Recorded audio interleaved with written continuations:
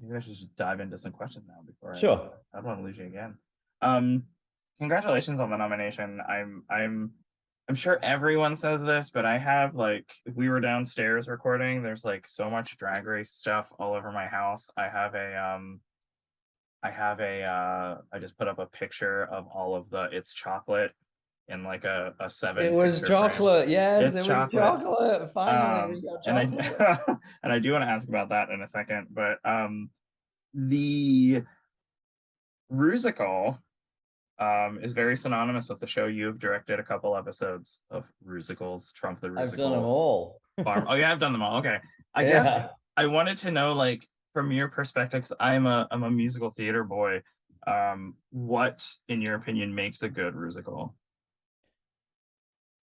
What makes from my point of view, or Mm-hmm. from the show's point of view, or from Like both? from both. Give me From both. both. From my point of view, it's bringing alive the creative genius of the producers, the writers, the choreography, cast, and the composer. Mm-hmm. Bringing that alive on the screen and making it a visual spectacle for the audience to see. So that's what I relish. It's what I love doing. I love the challenge of a new Rusical each year, which invariably we do. And this year was no different. We decided to change the look of the main stage, Mm-hmm. which I think was the first time we did for a Rusical. Yeah. Um, with lots of different production design and art direction, and an additional lighting package as well, which Mm-hmm. was fun. From a show's point of view, I mean, we always love a good play on words, a good pun, and Moulin Rouge has probably been staring us in the face for many years, but finally someone decided we should do it. And it was quite wonderful. I think it was one of the best things that we've ever shot on the show, from my point of view. Yeah. Um, the Madonna musical, That's one of my favorites. fairly close. Everyone loved that, and the historical accuracy of that was phenomenal. Yeah, there was actually with the Madonna one, there was at the time my husband and I had a roommate who was younger. He's like 25.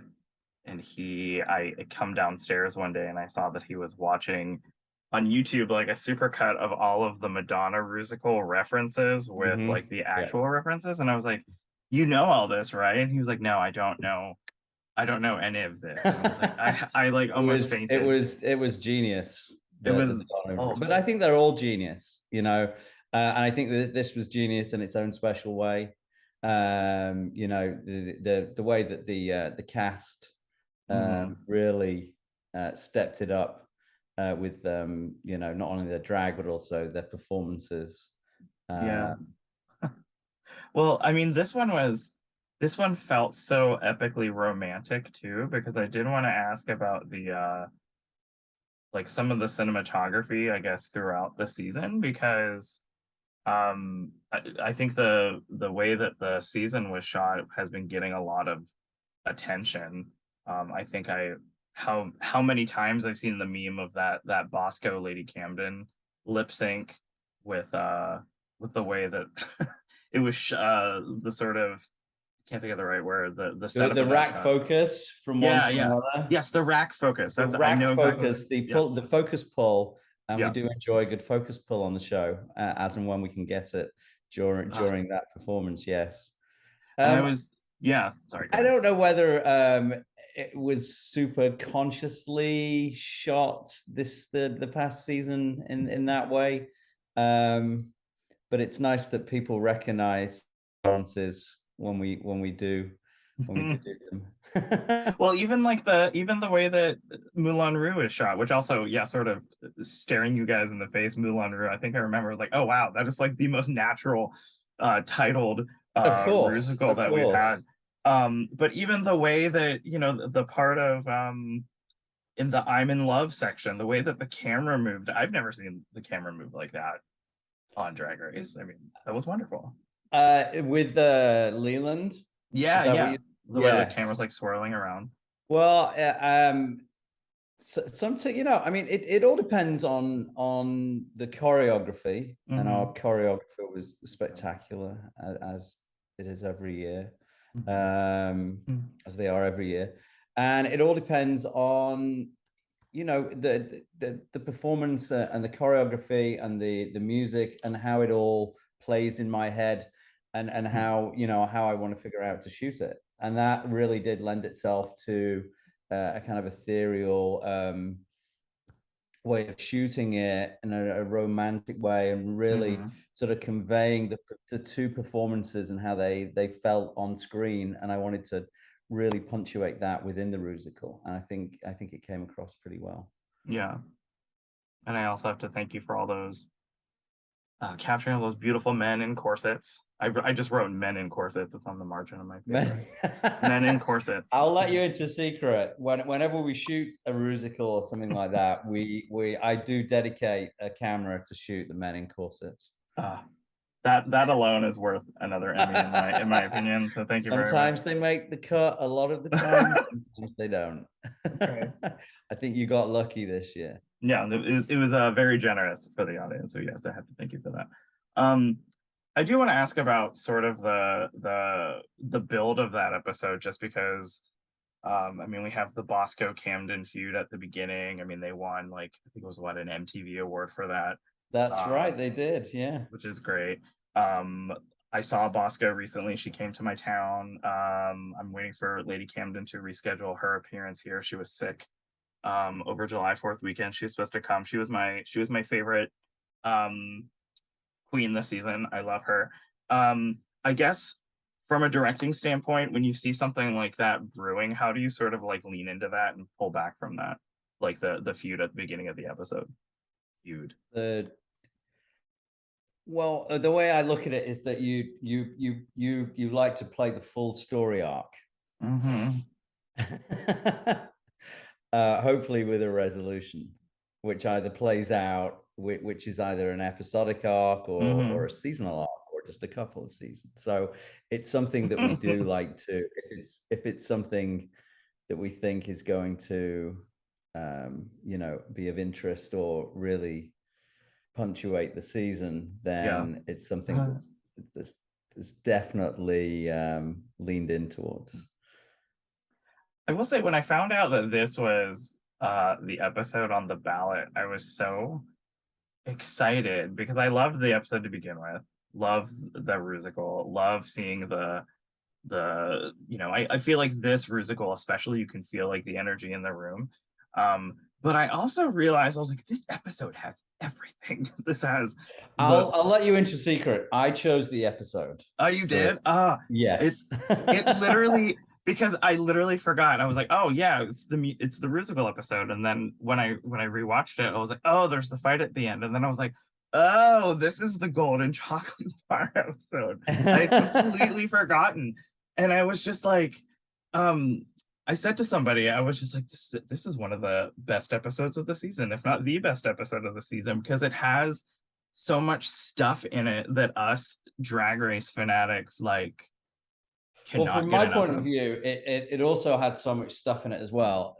Aside from the, you know, it had the story, it had the feud, it had a resolution of the feud, it had the romantic love interests, and it had the incredible performance of the Rusical in it, which I, like I said earlier, is the highlight of you know, directing an episode for me. If there's a performance, especially something as wonderful as a Rusical. So that is why I chose the episode to be put forward, to be voted upon, is because it was one of my favorite episodes to direct, as well as, you know, I think the fans really loved the episode as well. So I felt you have a lot of, I was going through like you know, your resume of you know, long resume of Drag Race episodes, and yeah, there are so many incredible like performances on the main stage, or like even like an improv challenge. Like I loved LADP from like season 11. That was really funny. I'm a huge Nina West fan. But yeah, you you get so many like amazing performances within the episode. Yeah, I love the performances. You Mhm. know, I was lucky to win an Emmy for the Lucky episode previous last year, Yeah. which had I had a particular love of that music video working with Jamal Sims. Mhm. But I Mhm. feel, I think I upped the game a little bit this year with the Rusical, working with the different Gorgeous. choreographer Miguel Yeah. Zarate, and just the general collaboration this year was just above and beyond what we've had in the past, I think. So Yeah. I I was thrilled that I was able to put forward this episode. And then it had all the juicy bits either side of the Rusical, the feud and the love interest, Yeah. and that phenomenal focus pull that went Mhm. viral. Yeah. The cameraman who did it, I sent him a screen grab of it, and he's like, "What's this?" I'm like, "This is viral. Your shot is Oh viral." yeah. The amount of like memes and stuff I have that I've seen with that, and they still happen. Like, I think when anything related to cinematography happens on like film Twitter, someone throws up that it's like, this is the Uh-huh. shot, this is it. And it's wonderful that it just features two amazing drag artists, so that's bonus points. Yeah, my um two of my favorite, certainly of that episode. yeah, yeah, The totally. top two of the season, Willow and Lady Camden, were my two favorite. Yeah, it is. They were my two favorites from the very beginning. So it was thrilling for me personally to also just see them at the end. It was. I think I think the end lip sync at the Drag Race Live theater in Las Vegas Mhm. it was an iconic lip sync. It was one of the Yeah. best, and it was nice to be back after a number of years in front of a live audience, which always increases the energy. And the whole buzz about the episode was it Mhm. was phenomenal, and the way we shot it, and just the I think the Queen's just up the game as well. I Mhm. mean, everyone was super excited that we're in front of 600-700 people. Mhm. um and we ended up shooting this phenomenal, what is now I think an iconic lip sync Yeah, I agree. with two amazing drag performers. And they're so different too. They deliver like so hard on a lip sync that with totally different styles, and I think that's Totally different thrilling. styles, which That's which which thrilling. which I think is the essence of Drag Race. It's Hmm. from one extreme to another, one extreme style to another extreme style. Hmm. Yet consummate, performers and professionals. Um, could have gone either way. I Hmm. would have been happy if Lady Cameron won, but you know, very happy that Willow won. Yeah, Very deserved. or very, very much so. Yeah. I guess one last question before I let you go. Um, Drag Race is everywhere. It's in every country. I'm happy that it's invading so much of our pop culture Me education. too, as Um, it should. it should. I wanted to know from your perspective, if you could direct on any other sort of iteration, what would it be?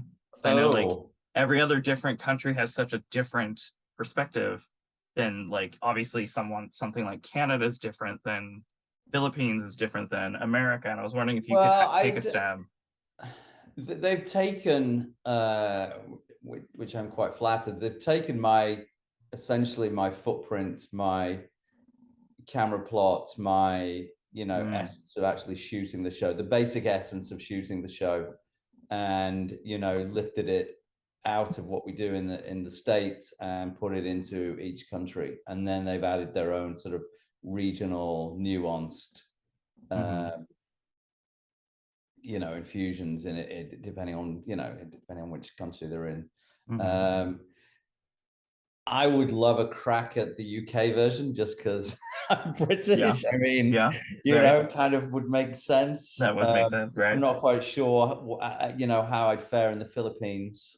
But Never know. well, Fly on down there. I've seen a few episodes of their show, and I think it looks well. All the shows look phenomenal. Hmm. Yeah. But I would be I'd love to be invited to direct any of the other iterations of Drag Race. Wonderful. I'd be more than flattered. Okay. All right, Nick, thank you so much for your time. I'm a massive fan. Thank you for letting me geek out on you. And I hope that some of it made sense. Oh no, it makes total sense to me. It's the Drag Race language totally makes sense to me. So, honestly, yeah. you put a camera in front of me and I'm like, I can't. Yeah. I don't know. Yeah. Well, good luck. But I appreciate the invite. Yeah. And you know, I'm glad that Drag Race brings so much happiness to people, and it's important. Makes really people smile, and is inspirational and aspirational. And I'm humbled and proud to be a part of this global phenomenon. It's funny, I keep saying the global phenomenon, and my wife says, you got to come up with a different phrase. I'm like, I don't know, it's kind of universal, maybe a universal phenomenon now. Yeah, Phenomenon. It's incredible what's happened. I've been on the show, just to go on a little bit longer. I've been on the show since season 3. Okay. Season 3. And to see the way that the show has grown, not just with the production value, but you know, and content and talent and all of that, but to see the way it has opened so many doors, and it's been accepted, and has you know, moved its way into mainstream culture. You know, is phenomenal, and it, like I just said, I'm so flattered and proud to be accepted into the culture, and to be part of it. You know, I pinch myself every day, and the fact that I'm up for another Emmy is just the icing on the cake. And I have, you know, RuPaul and World of Wonder and VH1 to thank. We'll be eternally grateful.